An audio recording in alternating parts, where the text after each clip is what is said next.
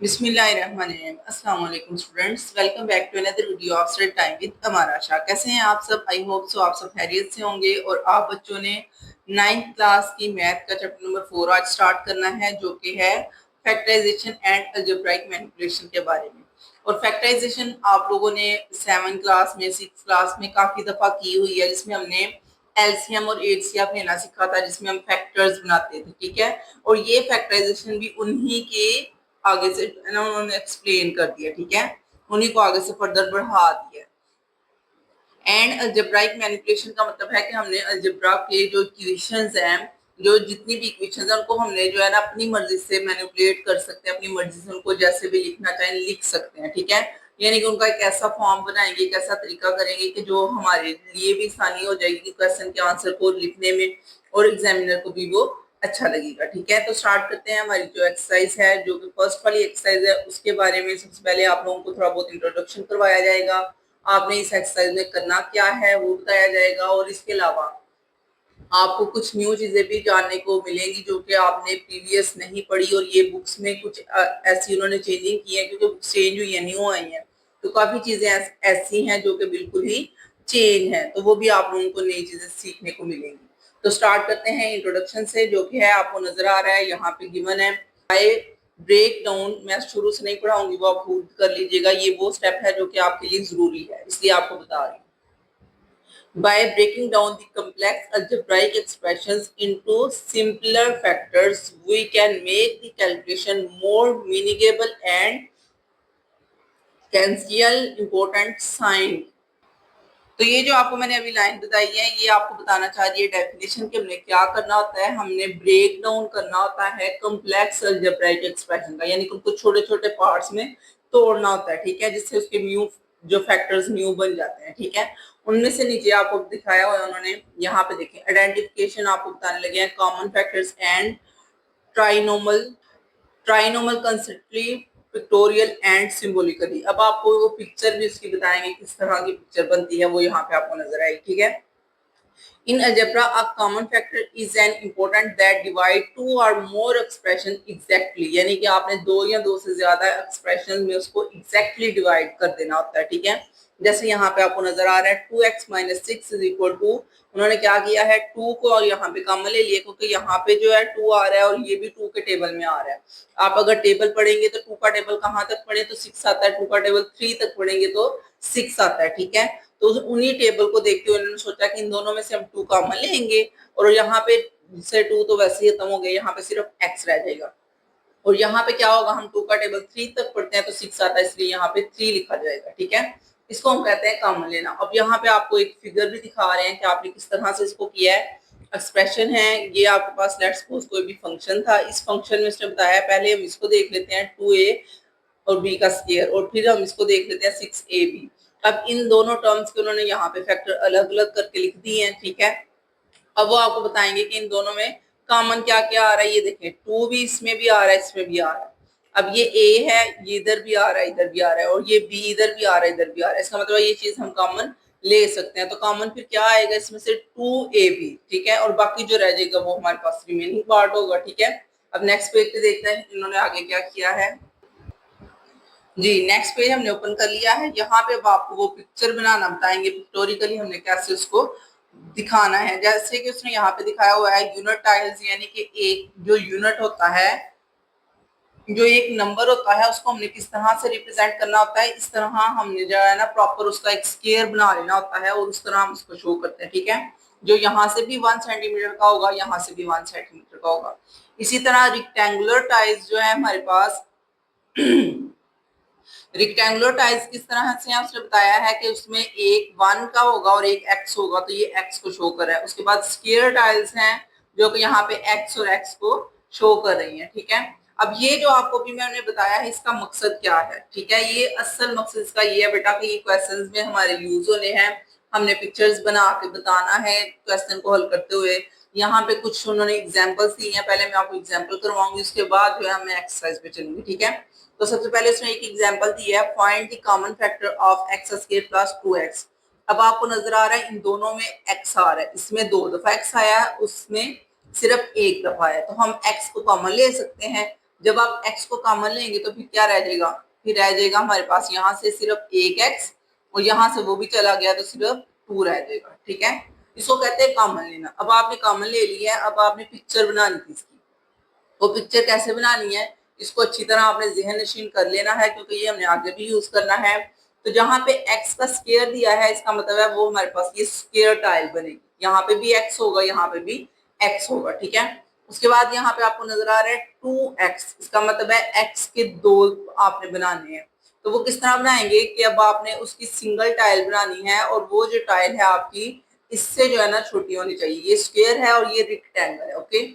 और ये 1 1 उसने ऊपर लिख दिया हुआ है, इसका मतलब है ये 2x है। ये वाली लाइन जो है ये x होती है, ठीक है, और ये ऊपर वाला जो है ये 1 को शो कर रहा है, यानी कि ये 1x है और ये भी 1x। 1x और 1x इन दोनों को प्लस करें तो 2x हो जाता है। ठीक है, अब इस सारे को उसने कंबाइन करना है। कंबाइन करके जो हमारे पास ये बन रहा है ना, ये आपका असल उसने पूछा था पिक्टोरिकल, इसको बताना है। ठीक है, तो ये हमारे पास उसने बता दिया है। इसी को फिर आगे से उसने सिंबॉलिकली भी बताया कि देखिए ये दोनों x का स्क्वायर था तो इसलिए ये x का स्क्वायर बन रहा है, ये x इससे मल्टीप्लाई होगा तो ये 2x बनेगा। ठीक है, तो यही उसने ऊपर भी शो किया है, x+2 जो कि यहाँ पे आया है, और ये x, यही दो उसने बोला था आंसर में आपके आने चाहिए। तो ये बाहर वाले आपके आंसर होते हैं। ठीक है, ये x है और ये x+2 जो कि आपका आंसर आ चुका है। ओके, इसी तरह से एक और उसने यहाँ पे आगे भी एग्जाम्पल दी है, वो भी देख लेते हैं नेक्स्ट पेज पे। यहाँ पे देखिए एग्जाम्पल नंबर 2 है आपके पास, जो उसने यहाँ पे बताया हुआ है कि x² - 5x+4 है आपके पास। इसको अब आपने जो है ना इसकी प्रॉपर डायग्राम वगैरह बना के आपको बताना है।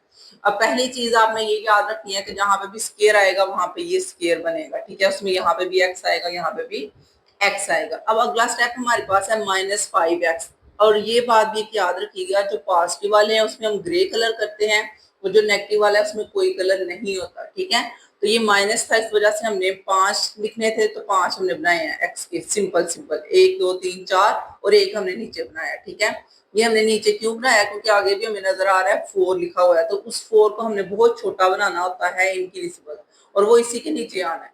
ठीक है, ताकि ये दोबारा एक रेक्टेंगल टाइप बन जाए। ये देखें, अब ये जो आपको नजर आ रहा है ये हमारे पास आंसर है, और इसी आंसर को आगे उसने यहाँ पे भी लिख दिया है। तो अब हम स्टार्ट करते हैं अपनी एक्सरसाइज, जो कि है 4.1, जिसमें आप लोगों ने फैक्टराइजेशन करनी है। ठीक है, आपको नजर आ रहा है यहाँ पे लिखा हुआ है factorisation by identifying common factors, यानी कि आपने कॉमन फैक्टर लेके इनकी फैक्टराइजेशन करनी है। ओके, जो सेकंड वाला है वो भी फैक्टराइज करना है, और उसमें हमने रिप्रेजेंट भी करना है उसको पिक्टोरिकली, जो कि अभी मैंने आपको पिक्चर बनाना बताया है वैसे ही इसको रिप्रेजेंट भी करना है। तो स्टार्ट करते हैं। हमारा फर्स्ट वाला क्वेश्चन जो कि है 6x+12, ये सारे मैंने कलेक्टिवली इकट्ठे ही सॉल्व किए हुए हैं, बारी बारी आपको इनको समझा देती हूँ। उसके बाद ये जो हमारे पास है ना पिक्टोरिकली वाला, वो भी तकरीबन मैंने सॉल्व किए हुए हैं, लेकिन इनकी पिक्चर जो है वो मैं आपको बारी बारी साथ साथ समझाऊंगी। ठीक है, तो स्टार्ट करते हैं अपनी एक्सरसाइज को।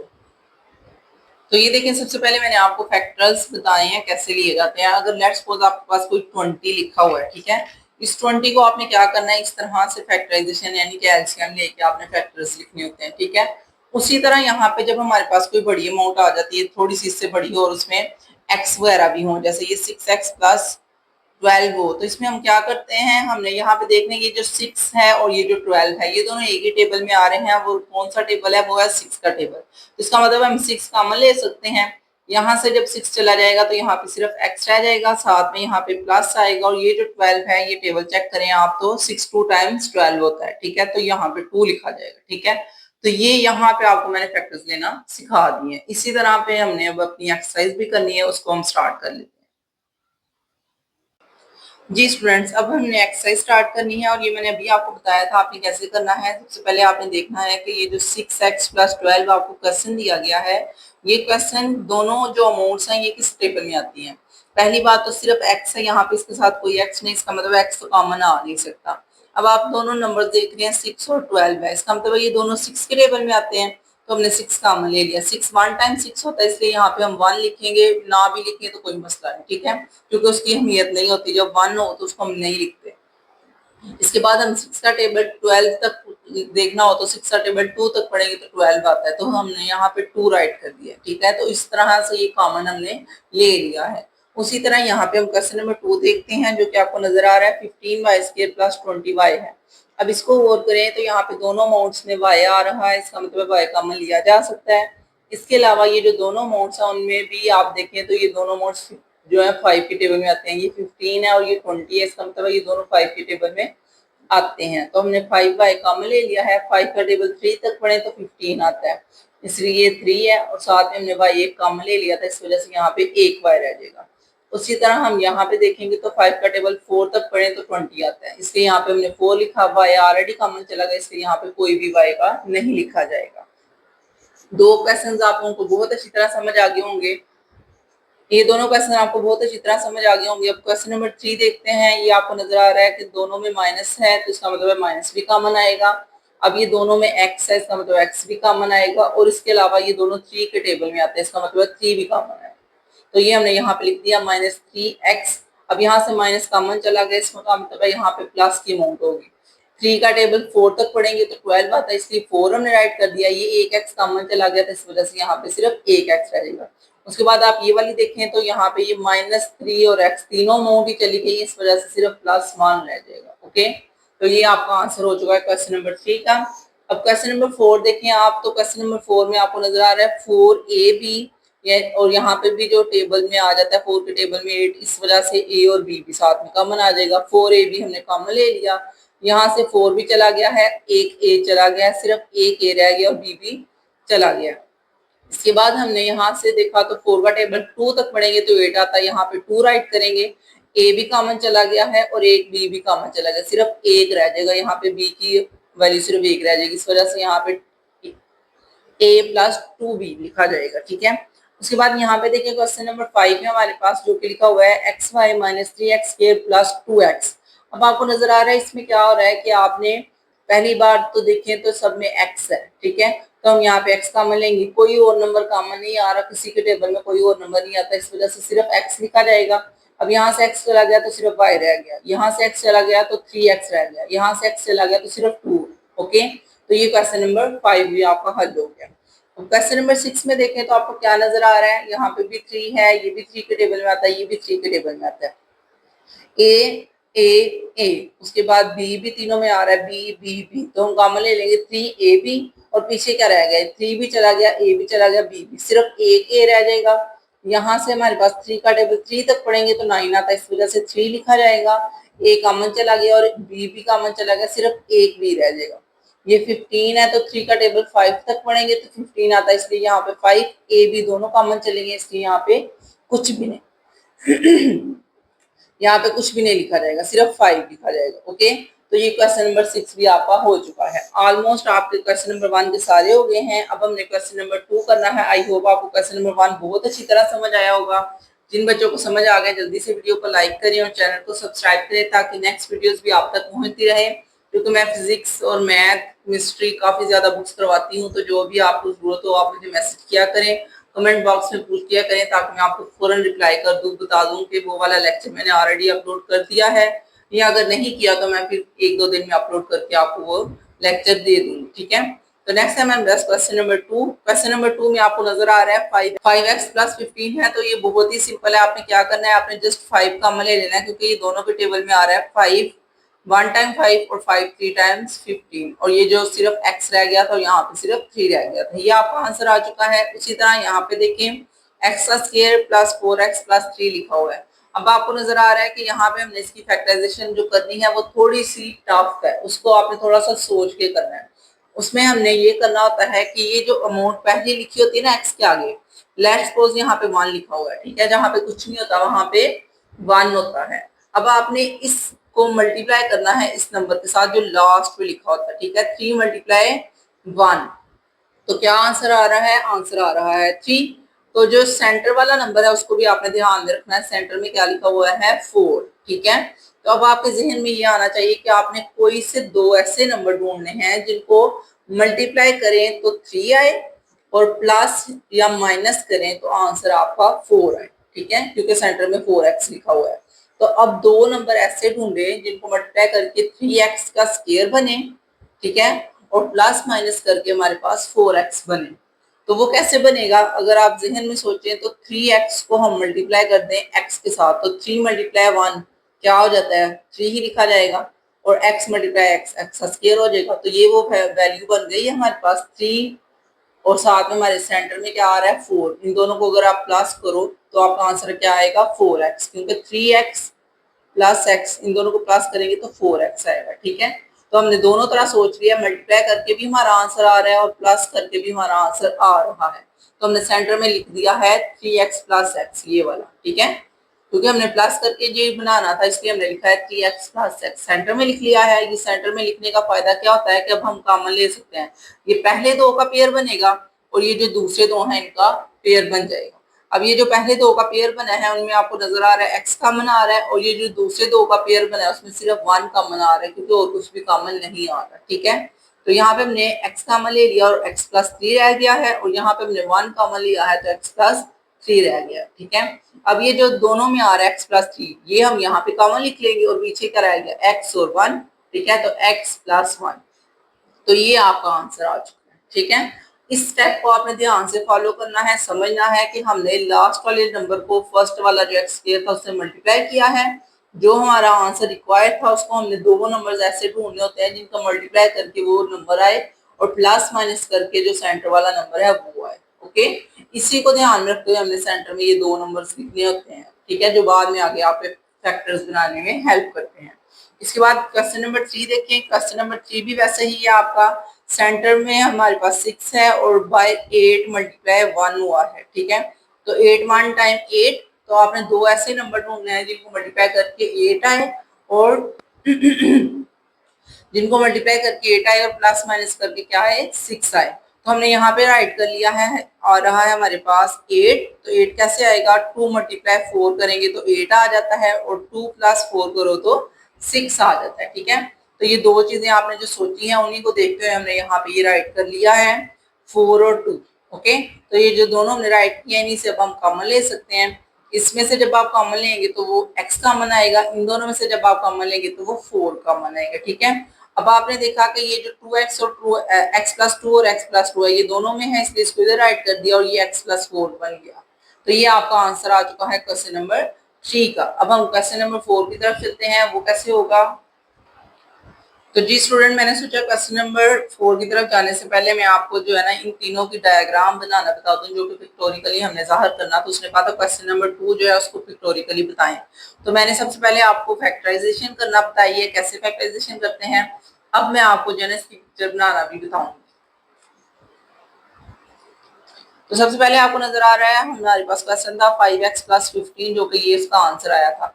अब 5x है, इसका मतलब है कि 5 ये छोटे छोटे बनेंगे x के पार्ट्स। ठीक है, क्योंकि मैंने आपको बताया था कि अगर x का स्क्वायर हो तो वो इस तरह से रेक्टेंगल एक प्रॉपर बनती है, सॉरी स्क्वायर एक प्रॉपर बनती है। ठीक है, एक स्क्वायर बनती है जो कि यहाँ पे भी x लिखा जाता है और यहाँ पे भी x लिखा जाता है। लेकिन जब उन्होंने 5x बताया यानी कि स्क्वायर नहीं आ रहा, तो फिर ये रेक्टेंगल की तरह के x होंगे सारे। ठीक है, तो ये हमारे पास 5 उसने दिए थे इसलिए मैंने ये 5 लिख दिया, ऊपर भी 5 लिख के बता दिया, नीचे भी x लिख के बता दिया कि ये 5x है। ठीक है, इसके बाद यहाँ पे आपको 15 नजर आ रहा है, तो हमने नीचे ये 15 छोटे छोटे ब्लॉक्स बनाए हैं, क्योंकि जिनके साथ कोई x नहीं लिखा होता, कोई नंबर नहीं लिखा होता, वो छोटे छोटे डब्बे बनेंगे। ठीक है, और जो इसी के नीचे हमने यहाँ पे बना के बता दिया पिक्टोरिकली।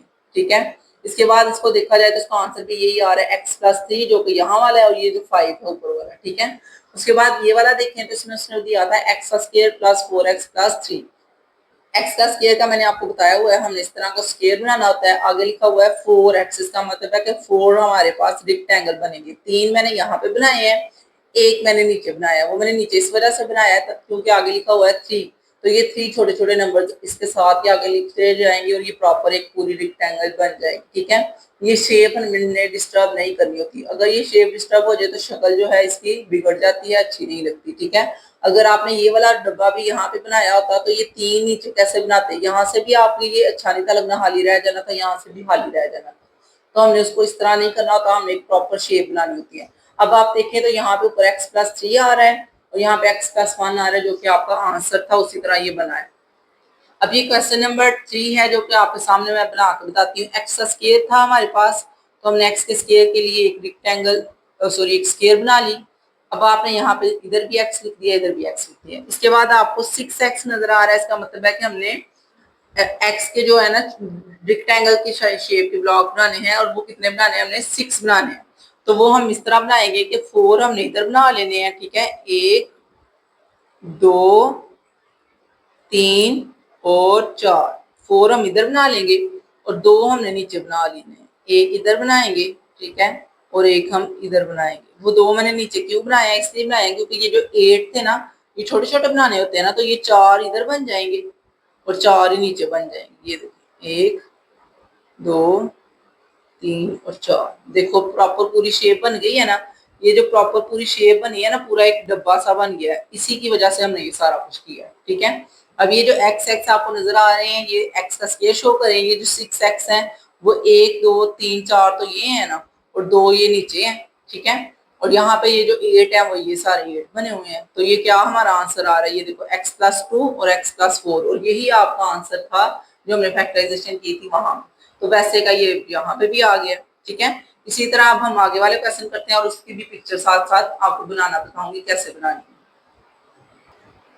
अब ये देखिए क्वेश्चन नंबर 4 है हमारे पास, जो कि उसने दिया था x² + 4x+4। अब मैंने आपको क्या बताया था, आपने लास्ट वाले नंबर को फर्स्ट वाले नंबर से मल्टीप्लाई करना होता है। 4 को हम 1 से मल्टीप्लाई करेंगे तो 4 1 टाइम 4 और साथ में x स्क्वायर आ रहा है। अब दो ऐसे नंबर ढूंढने हैं जिनको मल्टीप्लाई करके 4 आए और प्लस माइनस करके भी सेंटर में 4x लिखा हुआ है वो भी 4 ही आए।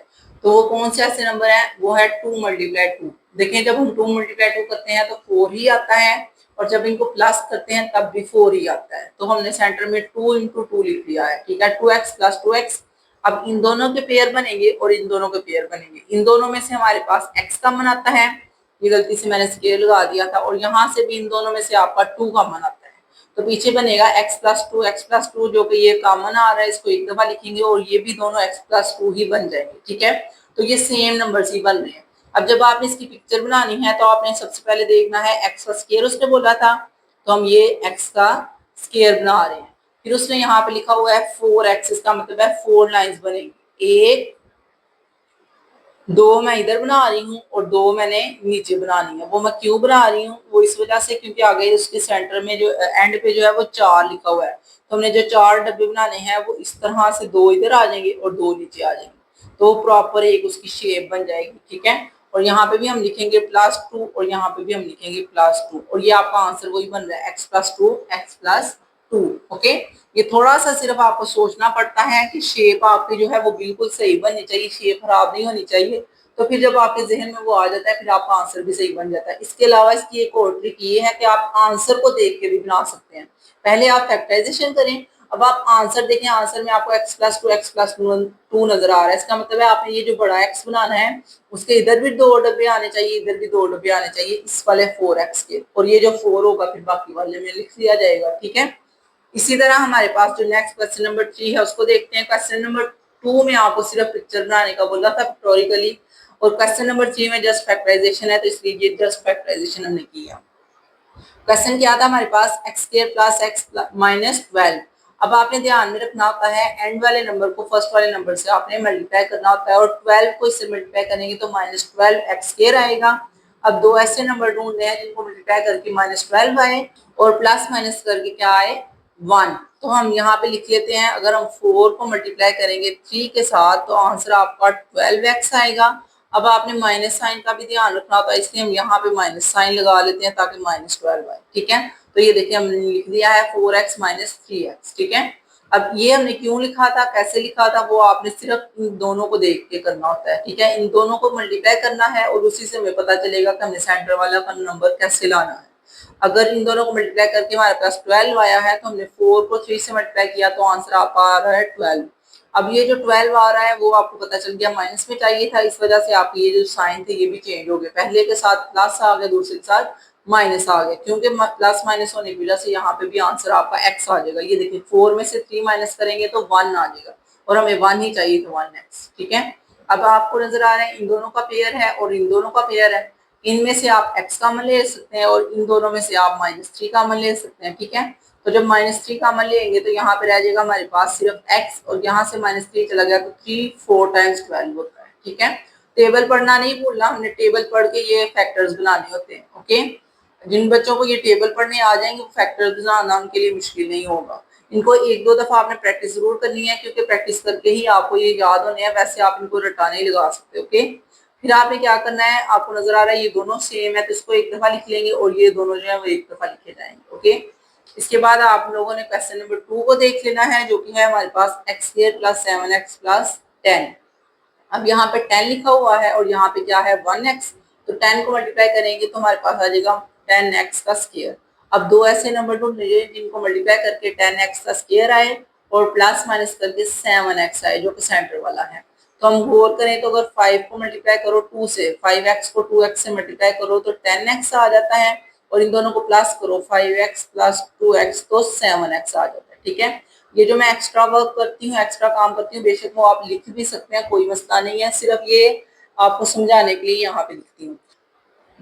आंसर में आपका जस्ट इतना ही है, x square plus 2x plus 5x plus 10। अब इन दोनों का जो पेयर बन रहा है उनमें से x कॉमन आएगा और जो इन दोनों का पेयर बन रहा है उनमें से 5 कॉमन आएगा। कॉमन लेने के बाद आप लोगों ने इनको एक दफा लिख लेना है, ये दोनों सेम थे ये एक दफा आएंगे और ये वाला राइट कर देना। ओके, इसी तरह नेक्स्ट हमारे पास क्वेश्चन नंबर 3 है जो कि आपको नजर आ रहा है। आपने क्या करना है, सबसे पहले 8 को मल्टीप्लाई करना है x के साथ। ठीक है, तो 8x बनेगा। अब दो ऐसे नंबर ढूंढने हैं जिनको मल्टीप्लाई करके 8 आए और प्लस माइनस करके -6 आए। ठीक है, तो वो किस तरह आता है, वो आएगा 4 मल्टीप्लाई 2।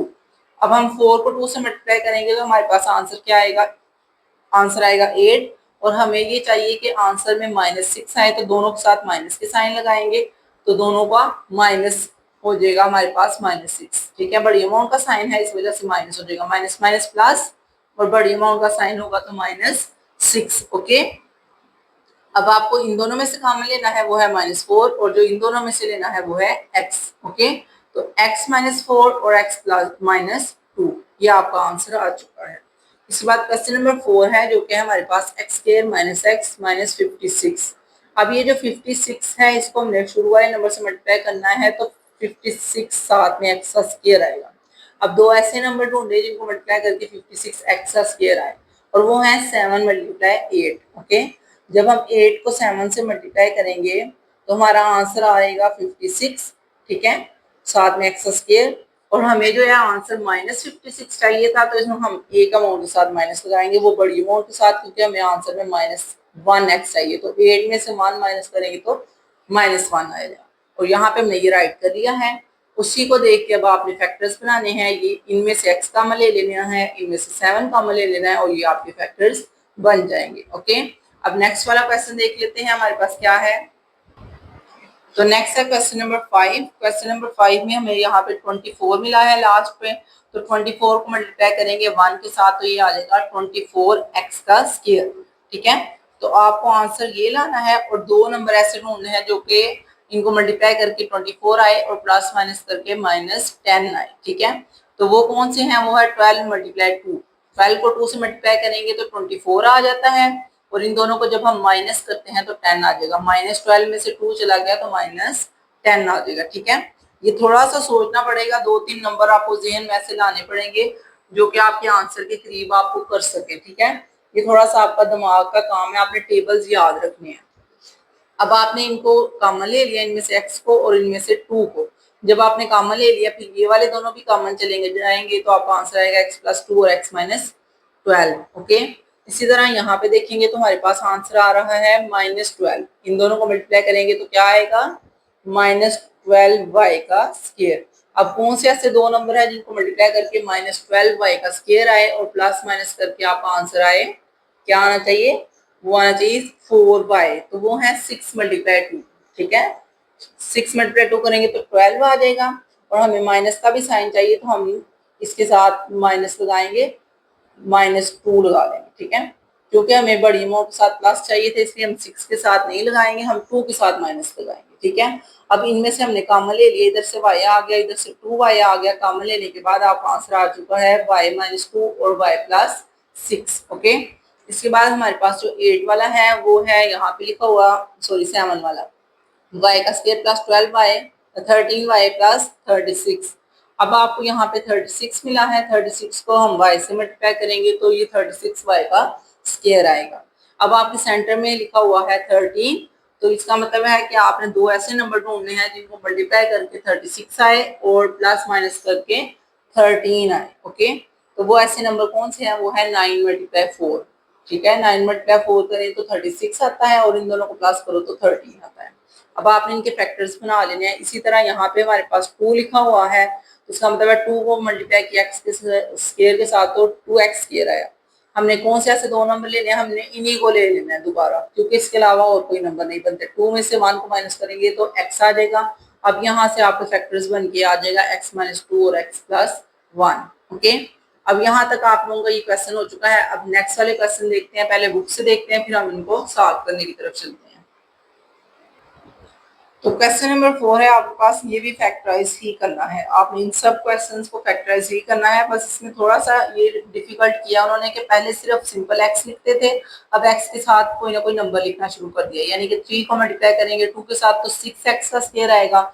यहाँ पे 15 मल्टीप्लाई 2 होगा तो 30x स्क्वायर। इस तरह से उन्होंने नंबर्स थोड़े से बढ़ा दिए ताकि आपको थोड़े से बड़े बड़े नंबर को भी मल्टीप्लाई करना आ जाए, ठीक है, और उनके फैक्टर्स बनाना आ जाए। तो स्टार्ट करते हैं, इसको भी सॉल्व कर लेते हैं। इजी है, ये भी डिफिकल्ट नहीं है। जिन्होंने क्वेश्चन नंबर 3 कर लिया है उनके लिए क्वेश्चन नंबर 4 बिल्कुल भी मुश्किल नहीं है। तो ये मैंने क्वेश्चन नंबर 4 सॉल्व किया हुआ है, आपको समझा देती हूँ। देखिए 3 को मल्टीप्लाई करेंगे 2 के साथ तो आएगा हमारे पास 6। तो हमने दो ऐसे नंबर ढूंढने हैं जिनको मल्टीप्लाई करके 6x स्क्वायर आए और प्लस माइनस करके 7 आए। तो वो कौन से ऐसे नंबर हैं, वो है 6 मल्टीप्लाई 1।